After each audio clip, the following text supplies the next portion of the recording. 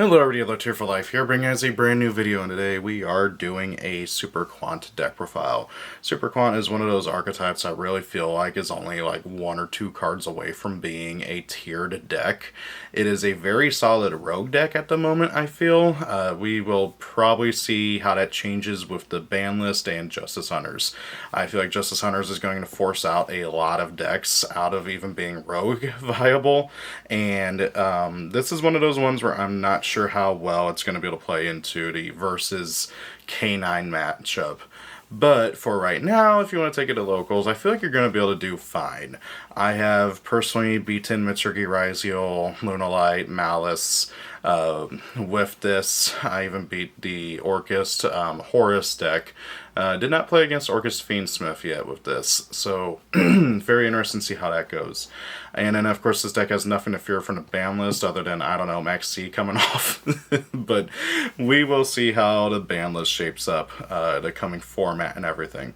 So I don't want to dilly-dally too much. We're going to get on with it. As if you've seen my more recent deck profiles, you know I start off with the engine and then we go into the non-engine. So first and foremost, let's talk about the Super Quants themselves, and that is, of course, leading off with the new, one of the 3 new broken custom cards, Super Quantum Black Layer. This card, I have been bouncing between a 2 and a 3 of. I feel like 3 is fine. I've been leaning more towards it because one of the things that Black Layer does is it allows you to play on your opponent's turn, and especially turn 0. And with Konami moving more and more towards turn 0 interactions, it really feels like you need to be able to do that. So Black Layer, with his ability to summon himself on your opponent's turn and then turn himself into an Xyz monster, if you discard black, either a green, a white, or a red layer to summon him, and then go into their corresponding XYZs, either being Alestorex, Magna Liger, or Ouroboros, that gives you a turn 0 disruption of either a negate, a pop, or a Book of Moon. And that is ridiculous. And then on top of that, if they kill your guy or you detach him for using one of those Xyz monsters, you get to search out a Super Quant spell card. I've done this to be able to like play on my opponent's board, break their board, disrupt their board, and then be able to search the E-Telly on my turn. So a very good card. I feel like it needs to be at 3 just so that you open it in your opening hand. I know some people will probably say, no, you don't want to do that. I found it's absolutely something you need to do because going second in this deck is rough. Moving on, we got White Layer, who is another 3 of. White Layer has 3 effects, just like actually Black Layer and the other broken ones. You can send another Super Quant that's not a light from your hand or field to the graveyard, supposed to summon him. On summon, you can send any non-light Super Quant from your deck to the graveyard. He becomes that monster's level and attribute. And then if he's sent to the graveyard, you get to search out Super Quantal Fairy Alphen. So all 3 great effects. You cycle through, because of this, you do cycle through all your fairies very quickly. Between this and the new Fairy Seton. But yeah, very good card, very good power combo enabler, and is another important one that combos real well with Black. They're both level 7, so if you don't want to alter his level, you just send Black, and then he becomes Dark, and he stays 7, but then you also trigger Black's effect to search out a spell card. So yeah, very good here. Another, in my opinion, mandatory 3 of. I know some people probably say, nah, he's a 2 of, but it really comes down to personal preference and also what else engines you're playing in here. Next, for the last 3 of, well, of the Rangers, is Super Quantal Blue Layer, who on summon searches out a Super Quant card and has the effect where if it hits the graveyard, you shuffle back any 3. Very good card. I wish it drew a card after you shuffle back 3, but oh well.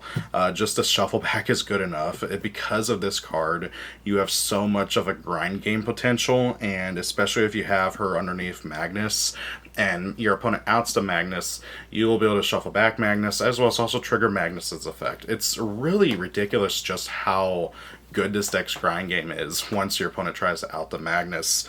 Anyways, so yeah, very good card. It's the last of the Rangers I play at 3, but then we also have the fairies.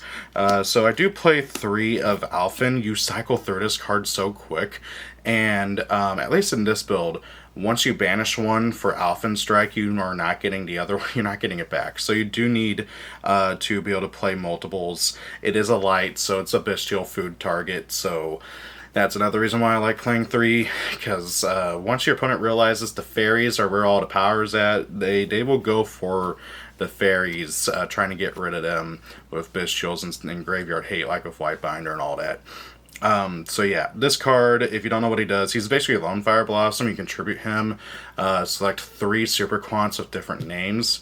Your opponent picks one at random. That one that they picked gets summoned. The other 2 get sent to graveyard. So the nice thing is that every single Super Quant has an on-summon effect, and every single Super Quant has an effect that triggers when they're sent to graveyard. So you pick 3 that you really want to trigger their effects, and you get just so much freaking advantage. I've had people Ash Blue Layer, and that's the mistake. If you're playing against Super Quants, don't Ash Blue Layer. That's stupid. You Ash either Fairy Alphen, or you Ash a very Satan. I keep wanting to call him Satan. It's not right, but it's probably intentional. Speaking of him, oh yeah, also Alphen has the effect to be able to make every monster the level of a Super Quant. That might come up every now and then, especially with certain non-engine pieces, but it's just something to make mention. Next we have the other fairy, the second of the 3 broken custom cards, and that's Super Quantal Fairy Zetin. It's a zombie. I don't know why they call it a fairy, but I digress. Anyways, I really hate the teasing with other Super Quantal colors. I guess we just have to wait and see when we're going to get those, but oh well. Anyways, Zetin here is a stupidly powerful card.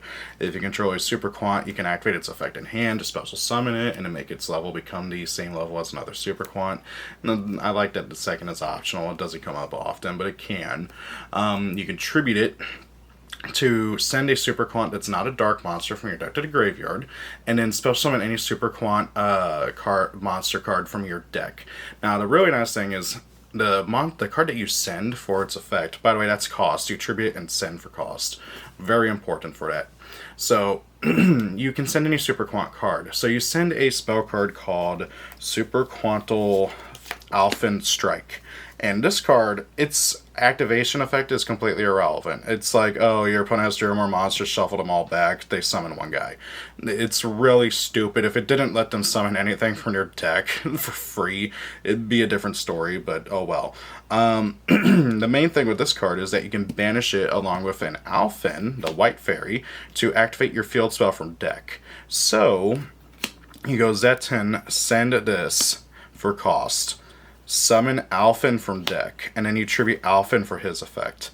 And then, after that all resolves and you get everything off of your other guys, you banish Alphen Strike along with Alphen, and then bam, you got your field spell. And because of this, you only play 1 field spell, coupled with the fact that the blue layer can cycle back the field spell and red layer can grab it back if you need to, especially if they do out Great Magnus. This is something that I've done where I've cycled it back and searched it, or grabbed it back with red layer and then just been able to, reactivate it the old-fashioned way of just from hand. So, anyways, very good cards. Those are the last of the 3 of for the Super Quant monsters. I do play 2 red layer. Red layer, he's just kind of okay most of the time.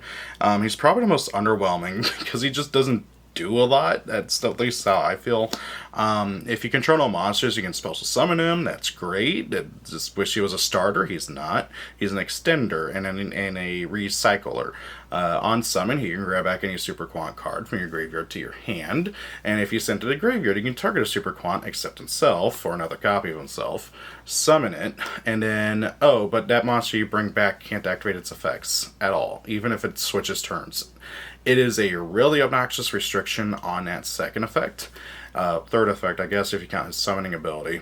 But yeah, really, really, really obnoxious that you can't activate the effects of the monster you bring back. I understand. I would understand if it was just for the turn, but it's permanent. So yeah, I'm not a big fan of Red Layer. And actually, sometimes I find myself siding a copy out whenever I'm trying to like side and stuff, because he just doesn't do enough for the deck. But then also at the same time, I found that the second copy comes up a lot in grind games, and it's just like okay.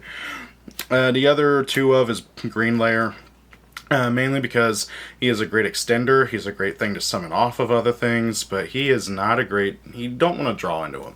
So he has two effects. On summon, you can summon another Super Quant from your hand, except I believe another copy of himself. You can't... no, it's any Super Quant. Cool, you can even summon another copy of himself. Awesome, yay. But anyways, the second effect is that... if he's sent to the graveyard, you can discard a Super Quant card, draw a card. That's probably the more important one of the two, although the effect to summon one from hand does come up quite a bit every now and then. So yeah, both very good effects. It's just you don't want to draw into him, and you don't want to like... you don't want him to be your normal summon. You want to normal summon either Alphen, Zetten, or Blue Layer. Zetten's probably the worst of the normal summon bunches. Alphen's probably the second worst normal summon, because Alphen and Zetten are the two biggest ass targets in the game. Like, not in the game, in the deck. And you really want to normal summon Blue Layer and then summon out Alphen or Zetten and then continue off from there. Anyways, his effective discard and draw comes up a lot, especially if you draw the Alphen Strike. I just send him to the graveyard to discard the Alphen Strike and then draw a card. Anyway, so now we're going to move on to our spells. We have 3. Layer 19, Sudden Incursion, Super Quantum Black. I love this name so much. It's an episode name. I love it. Anyways, this card is broken. It has 3 effects. It's a quick play spell. And it has 3 very simple effects. First effect, target a monster in the field. Actually, it doesn't even target. Yeah, it does target. Target one attack position monster in the field. Just change it to defense. Cool, great, awesome. Second effect, if you control a Super Quant monster, summon a different attribute Super Quant from your deck. Awesome, that's the better one. This is a freaking E-Telly.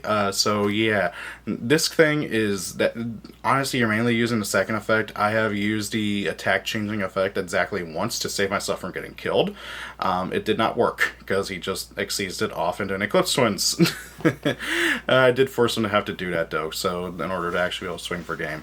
Anyways, and then there's a third effect that is not great, but it has potential in the future. The third effect and the last one is to set a Super Quant trap, and you can activate it to turn it was set. So, here's the thing. There's only 2 Super Quant traps, and neither one are particularly great. There's, I think, Mecha Formation is a continuous trap.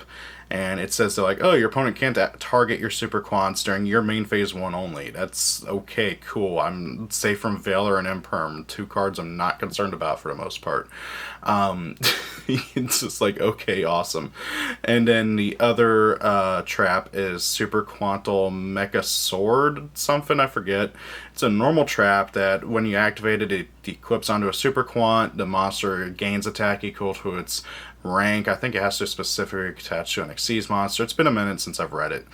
The only reason why I would consider playing either one of those, and it would be specifically Mecha Sword, the equip trap, is because there's another Towers archetype in the game right now, and that is Lunalight, and their boss monster is 200 bigger than Great Magnus. Meaning, if you are sitting on Great Magnus and they are able to make not the Super Quant, the Lunalight, they can punch over Magnus, and then you're not going to be able to make another Magnus. And even if you did, there's no point, because Magnus can't punch over the Lunalight. So, the big thing is you want to try to make sure that your opponent can't make the Lunalight Liger Dancer, and yeah. I will say I have actually bought the Magnus Sword, the trap. I really want to put it in a side deck, just in case for whenever I come up against Lunalight. Right now, my side deck's kind of like, okay, let's stop them from being able to make it in the first place. But I like to have a backup just in case if they do. The trap also has a cool effect where you can send it to graveyard to make your monster be able to attack 3 times.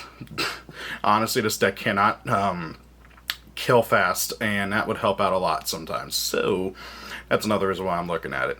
But if this deck ever gets a really good trap, oh my god, please, Konami, give us a good trap card. For our final Super Quant card in the main deck, we have one Magna Carrier. This lets you discard a card, target a Super Quant monster you control, exceeds it into its corresponding attribute, exceeds, and then I believe it has to match the level and rank and everything too. But anyways, it basically lets you exceed someone using just one monster at the cost of a discard. It's not once per turn, and then also not on a once per turn, you can send it to graveyard, target 3 Super Quant exceeds you control, special summon Great Magnus from your extra deck, and then shove all those exceeds monsters and their materials underneath Great Magnus. So yeah, pretty good card all around. Again, you only play one though, because there's no reason to play multiples at all, so yeah. Finally, let's get to the non-engine, and we're able to play a lot. Granted, I am playing 42 cards at the moment, and there's some things I'm considering cutting and changing around.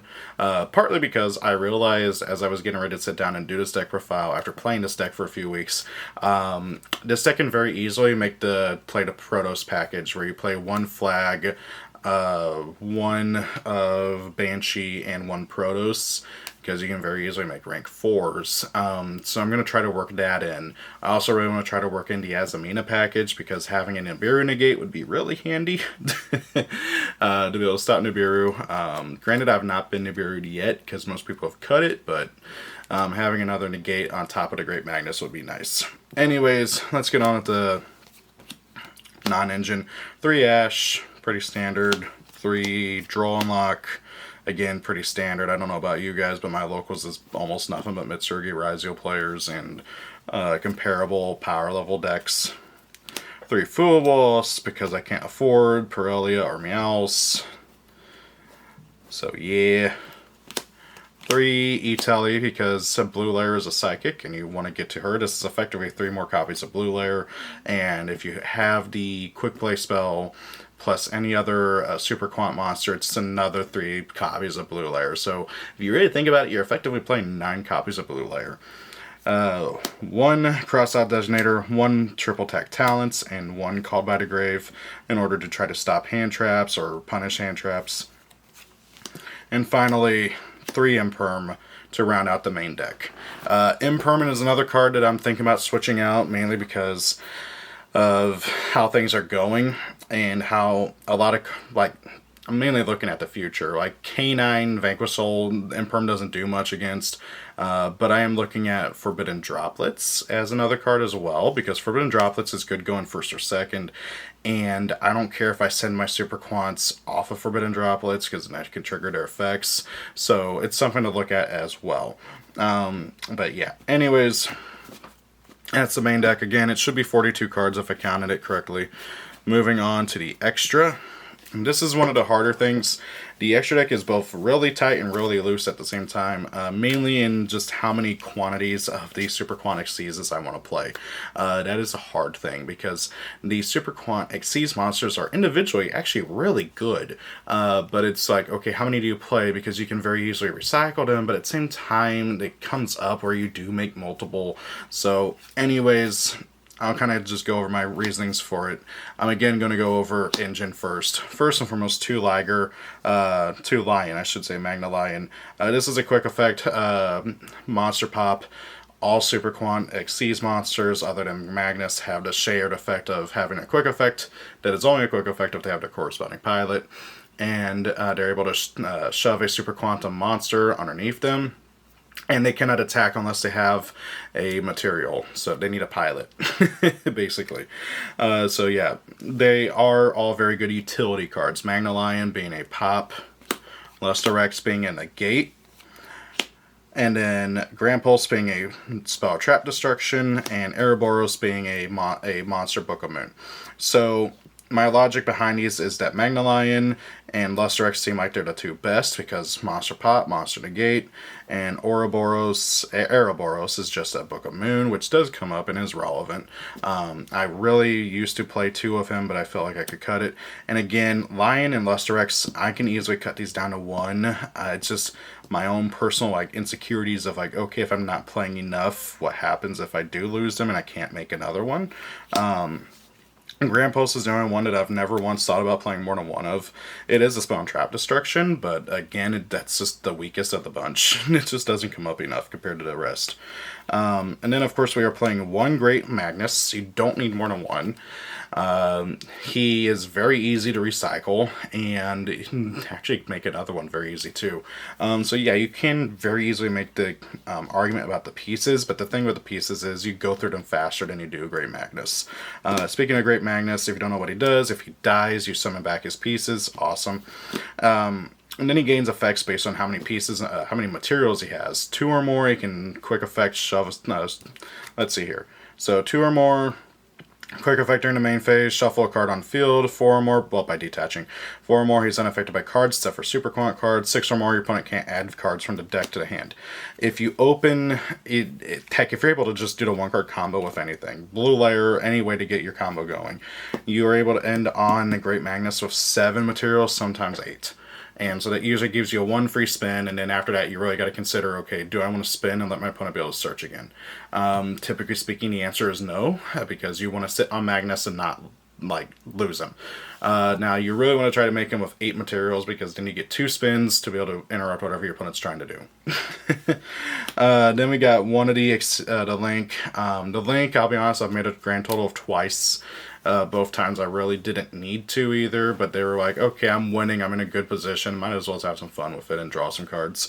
The Link 3 is a lot better in the Fiendsmith build because you can end on him, Magnus, plus Desiree or Caesar very consistently, but I don't have the Fiendsmith build. I do recommend the Fiendsmith build if you really want to actually try to win a higher tier tournament rather than just the locals, but I digress. This guy, if you summon him Xyz to a zone he points to, you draw a card. It has to be a Super Quant Xyz, not once per turn. And if a Super Quant Xyz he points to dies, you can summon a Super Quant from your deck matching its attribute. Great card. I just wish he was easier to summon in Archetype. Now for the non-engine stuff, the rest is all one-ofs. We have 1 Duguerres to help us dig and draw. Doesn't come up too often, but it can. 1 artifact, Durandal. This is mainly to act as a negate for when we can't make Magnus and we need to end on a half board. Typically with Ouroboros, Lusterex, and this guy, or something else, like Magnalion. Again, you don't make your non-super quant stuff too often. It just doesn't come up enough. Since we have enough with level 1s, we do play Anima just in case our opponent doesn't think. 1 IP Masquerena, that comes up a lot, along with SP, of course. 1 Hida, you can play, I recommend either Hida or Wunda, because if your opponent has an Ash Blossom in the graveyard, or Wunda if your opponent has Fool Loss, you can steal them from your opponent's graveyard to be able to use Hida to climb into the it gives you more fodder to make these guys easier, and of course also Access Code Talker easier, because Access Code Talker also comes up. Anyways, that's the main and extra deck. Let's go over to side deck real quick, as it's just kind of my brief choices, and maybe some of you guys can kind of give me some ideas and options here. Anyways, moving on, we got 3 Nib. Kind of self-explanatory. I know people are saying it's bad now, but I still see people play into it all the time. And also, worst case scenario, I like to side just 1 in going into game 3 or 2 if I'm going first, because the instant my opponent sees I'm playing Super Quant, they're going to side into Biru, and then I can hopefully cross-out Designator it with the single copy we're allowed to play these days. 3 Ghost Spell, kind of want to play her in the main deck, but there's just not enough space. This card is very strong in this format, being able to stop Mitsurugi stuff and other things. 3 Lancia. Lancia actually goes really hard, not just even against Malice, but against Lunalight and Orchestra decks. It's hilarious. I love it. 2 Lightning Storm, 1 Feather Duster. This deck sucks going second. You need ways to be able to break boards, and these are right now what I'm playing in here. I've thought about switching these out for Forbidden Droplets. It's kind of hit or miss, but I also feel like Droplets would be just better in the main deck. I don't know, I haven't fully decided. It really comes down to what seems like it would be better. But anyways, and finally, of course, we got D-Barrier, because we want to be able to turn off our opponent's turns and stop them from being able to play. So that is everything. This is the Power Ranger Super Quantal deck, and it is a deck I adore. I've been having a lot of fun playing it.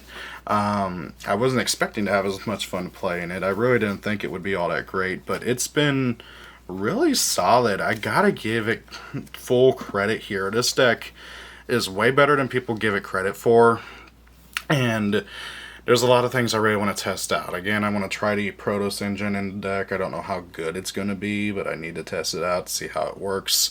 And I want to test the YgoAmino engine in it, mainly because, again, I can't justify picking up the Fiendsmith stuff at the moment. Especially with a ban list being any day now. No, like, I know, like, honestly, at this point, Fiendsmith does not need to get hit, but knowing Konami, they will hit it, and then, oh, there goes the Fiendsmith engine. So, we will see. We will see. Also, there's always a chance of reprints, and I, again, don't want to invest in something expensive only for it to get reprinted or banned. So anyways, that is it. If you guys have any ideas, recommendations, or concerns, please let me know in the comments down below. Thank you all for watching. Rate, comment, and subscribe, and see y'all later. Peace out. Bye. Thank you for watching the video. I hope you enjoyed it. If you did, please do consider rating, commenting, and subscribing. Sharing the video helps as well. If you especially really like it, please do consider being a channel member. Every little bit helps out. And hey, also why not check me out on my other social media pages. Thank you, and have a great day.